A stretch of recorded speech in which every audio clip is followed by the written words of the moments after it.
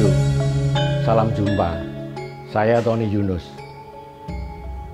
Pada akhir-akhir ini ada berita tentang dikembalikannya sebilah keris yang memiliki nilai histori, yaitu Kiai Nogosiluman.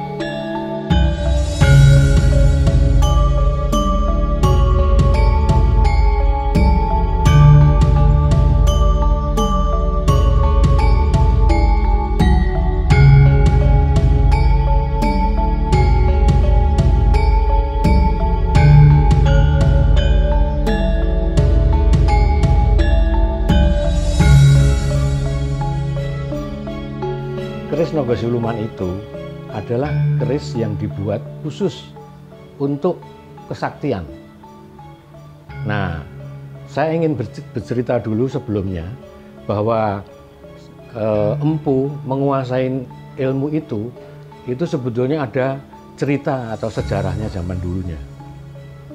Waktu itu ya, di hutan Kudadu, Majapahit, Gajah Mada mendidik prajurit-prajuritnya dengan istilah ilmu bayangkara. Apa itu ilmu bayangkara? Ilmu bayangkara adalah bagaimana memanfaatkan bayang-bayang kita menjadi sesuatu kekuatan untuk melawan musuh. Nah, kemudian ilmu bayangkara ini berkembang.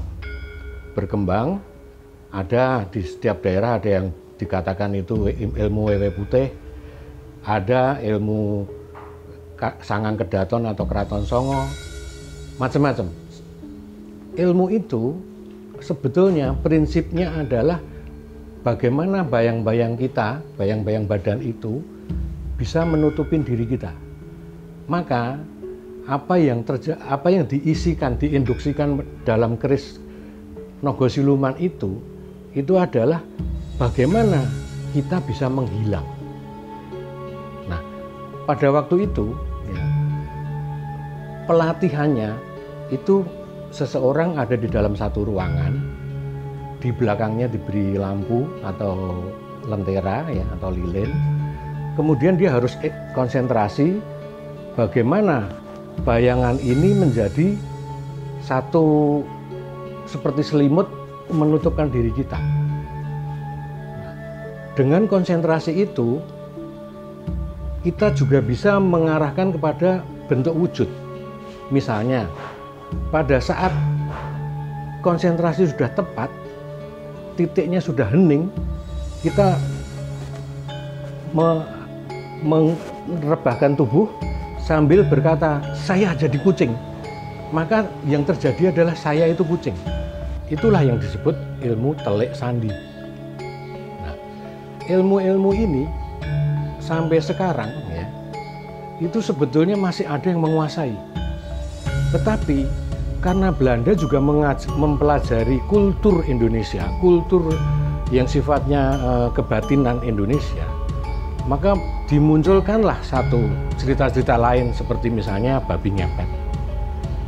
Padahal babi ngepet itu adalah latihan seseorang dengan lentera di belakang badan, dengan bayang-bayang di depan untuk menjadi kekuatan di mana bayang-bayang itu bisa menutup diri kita. Ini masih banyak terjadi di Bali. Mereka yang disebut ilmu ngeleak. Kalau di Jawa sebetulnya di zaman saya masih muda, masih kecil, itu saya sering menjumpai bahwa pencuri dikejar hilang. Itu karena dia juga memiliki ilmu ngilang ini.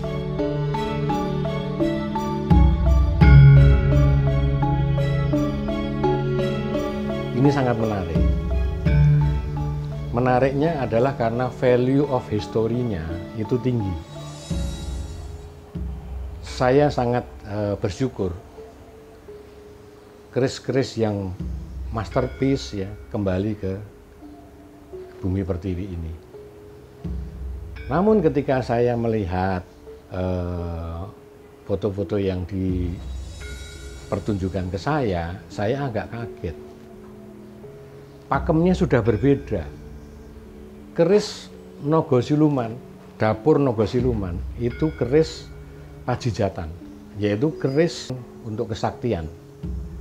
Jadi saya agak heran melihat foto-foto yang disodorkan kepada saya, keris dengan kinatah emas yang indah sekali. Memang keris itu masterpiece, tetapi menurut saya itu bukanlah keris Kyai Nogo Siluman. Ada satu pertanyaan bahwa mungkinkah keris dengan gelar Kyai Nogo Siluman namun isinya bukan dapur Nogo Siluman? Mungkin, saya bilang. Tetapi tidak mungkin keris kinatah emas. Karena waktu itu si empu menginduksi ilmunya kepada keris, itu tidak mungkin keris itu kinatah emas.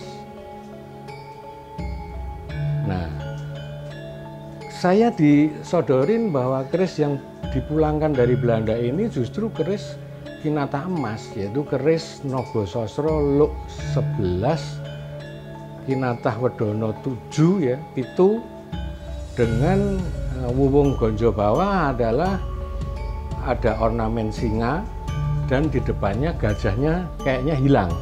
Nah, yang diserahkan kepada kita ya, keris dengan kinatah tadi itu adalah keris Nogososro, di mana dengan adanya tanda kronogram atau sengkalan memet itu binatang di bawahnya, yaitu gajah dan singo. Nah, gajah dan singo itu melambangkan angka 1558. Kalau dimasehikan ditambah 78 tahun, jadi 1636. Artinya keris itu memang tangguh Mataram. Mataram zaman Sultan Agung. Ya. Karena waktu itu memang ada satu euforia bagi Sultan Agung bahwa mereka yang berjasa menumpas pemberontakan Pragulo II, yaitu Adipati Pati ya, di daerah Pati, itu diberikan keris dengan tambahan kinatah gajah singo di bawah ganjanya, gonjonya. Ya. Jadi setelah penelitian yang dilakukan itu memasukin ke final, pasti pemerintah Belanda memanggil orang dari Indonesia untuk mengkonfirmasi hasil penelitiannya. Tetapi saya tidak melihat bahwa yang dikirim atau yang melakukan rechecking untuk finalisasi dari keris ini itu memang capable. Mungkin dia seorang sejarawan yang unggul, tetapi keris memiliki basic budaya yang unik dan berbeda. Ini dibutuhkan praktisi-praktisi keris.